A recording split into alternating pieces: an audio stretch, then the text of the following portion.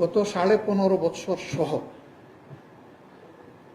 স্বাধীনতার পর থেকে যারা দেশের সম্পদ চুরি করে বিদেশে পাচার করেছেন, এদের সকলের শ্বেতপত্র জাতির সামনে প্রকাশ করতে হবে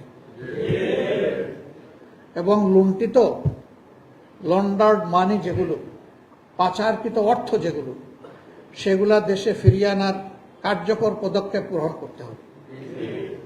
এখনো বাংলাদেশের ভল থেকে ডাকাতি হয়ে যাওয়া টাকা আমরা ফেরত পাইনি, সেগুলোও ফেরত আনতে হবে। আমরা বিশ্বাস করি এগুলোর সাথে রাজনীতির কালো হাত ছিল, নইলে এত বড় বিপদ জাতির ঘটতে পারে না।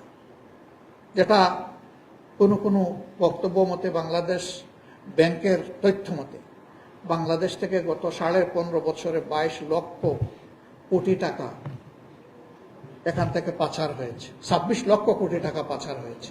আমরা চাই প্রত্যেকটি টাকা ফিরে এসে রাষ্ট্রের কোষাগারে যোগ হোক এবং জনকল্যাণে সেটা ব্যয় হোক।